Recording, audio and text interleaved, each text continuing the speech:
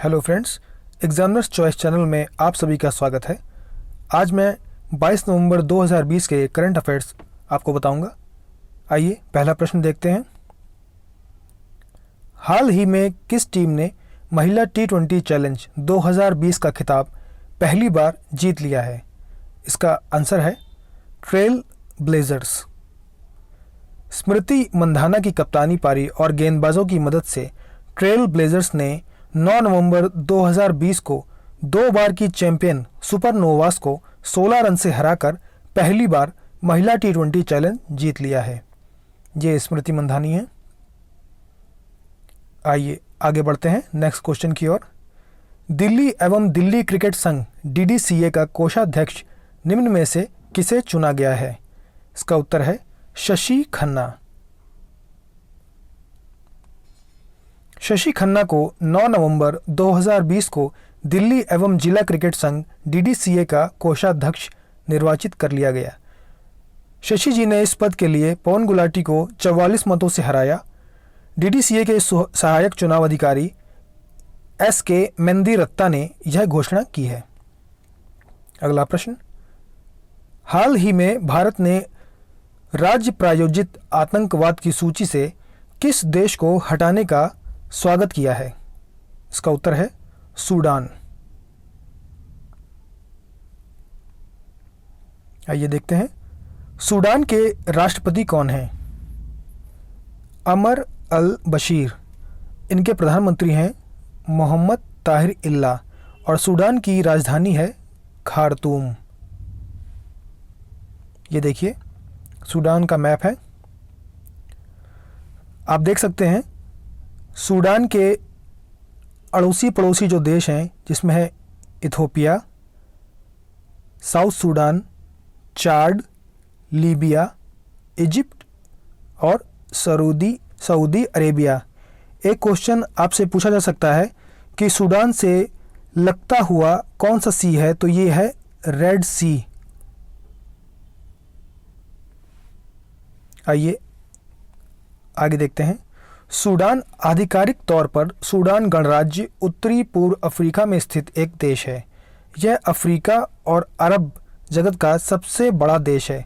इसके अलावा क्षेत्रफल के लिहाज से दुनिया का 10वां सबसे बड़ा देश है। दुनिया की सबसे लंबी नदी नील नदी इस देश को पूर्वी और पश्चिमी हिस्सों में विभाजित करती है। इम्पोर्टेंट क्वेश्चन रहेगा आपके लिए। आइए आगे बढ़ते हैं।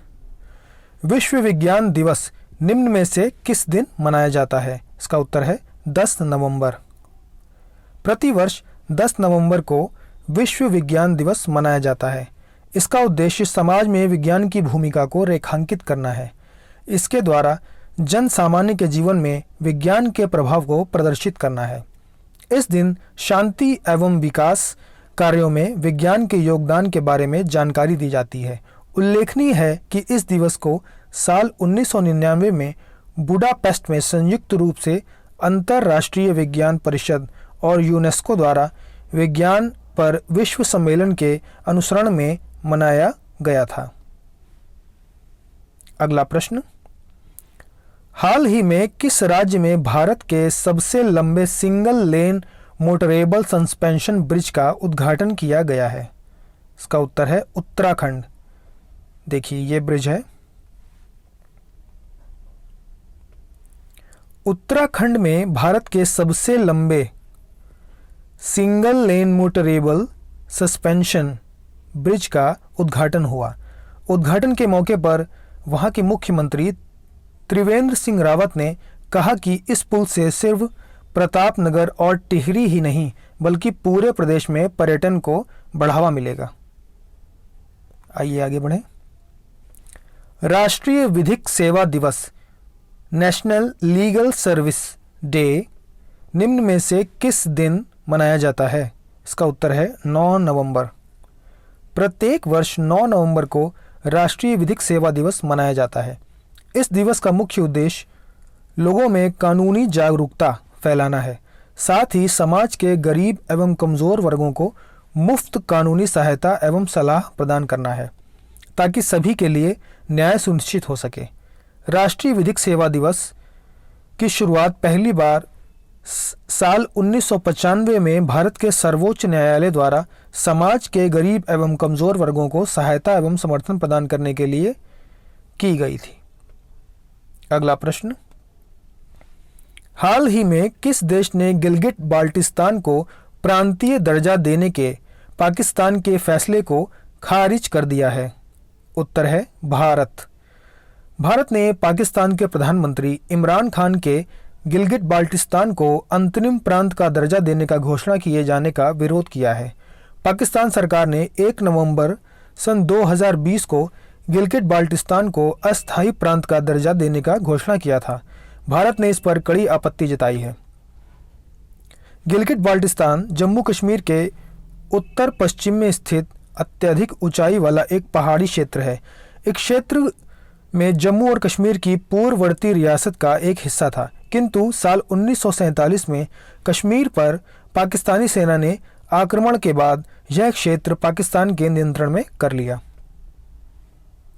अगला प्रश्न, भारतीय रेलवे ने हाल ही में किस अभियान की शुरुआत की है जिससे ट्रेन में अकेली महिला को यात्रा के दौरान पूर्ण सुरक्षा एवं हर संभव सहायता प्रदान करने का संकल्प लिया है?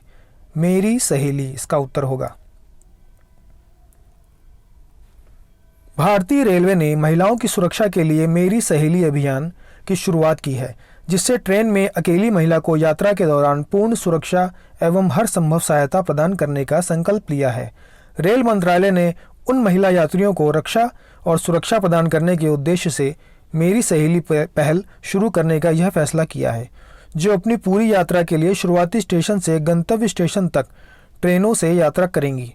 इस पहल से ट्रेन के छोटे या लंबे मार्गों से यात्रा करने वाली महिला यात्रियों के बीच सुरक्षा की भावना पैदा होगी। अगला प्रश्न, विश्व शाकाहारी दिवस निम्न में से किस दिन मनाया जाता है? 1 नवंबर। प्रत्येक साल 1 नवंबर को विश्व स्तर पर विश्व शाकाहारी दिवस मनाया जाता है। यह दिन मनुष्यों, जानवरों और प्राकृतिक पर्यावरण के लिए शाकाहारी होने के लाभ के बारे में प्रचार प्रसार करने के लिए मनाया जाता है। आगे देखें अगला प्रश्न, हाल ही में किस देश के पूर्व प्रधानमंत्री मेसूत यिल्माज का निधन हो गया है? इसका उत्तर है तुर्की। चलिए आइए देखते हैं। तुर्की के राष्ट्रपति हैं रजब तैयब एर्दोगान और तुर्की की राजधानी है अंकारा।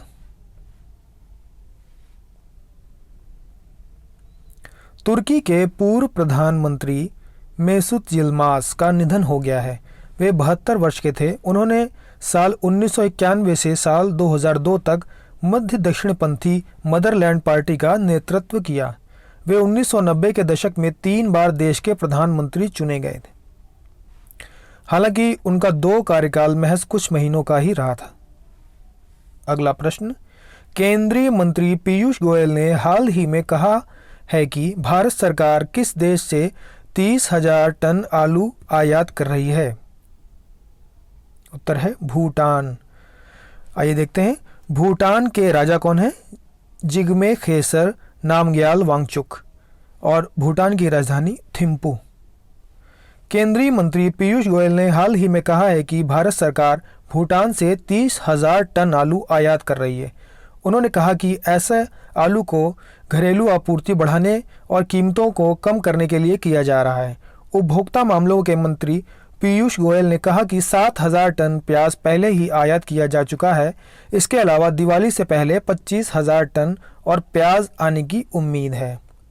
अगला प्रश्न, किस आईआईटी संस्थान ने पर्यावरण डिटर्जेंट प्रदूषक SDS का पता लगाने के लिए विशिष्ट बैक्टीरिया बायोसेंसर विकसित किया है? इसका उत्तर है IIT रुड़की। IIT रुड़की ने पर्यावरण डिटर्जेंट प्रदूषक का पता लगाने के लिए विशिष्ट बैक्टीरिया बायोसेंसर विकसित किया है। संस्थान का दावा है कि यह इस दिशा में दुनिया की पहली खोज है। IIT रुड़की की 5 सदस्यीय टीम ने सामान्य डिटर्जेंट पर्यावरण प्रदूषक सोडियम डोडेसिल सल्फेट और सोडियम लॉरिल सल्फेट की उपस्थिति का पता लगाने के लिए बायोसेंसर विकसित किया है।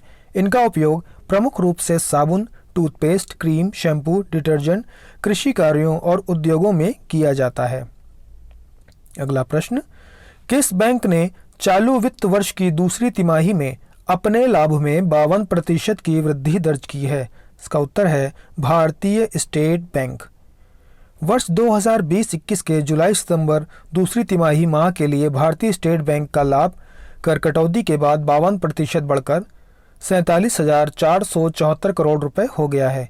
एसबीआई समूह की कुल आय समीक्षाधीन तिमाही के दौरान बढ़कर 95,373.50 करोड़ रुपए हो गई, जो एक साल पहले की समान अवधि में 89,347.91 करोड़ रुपए थी।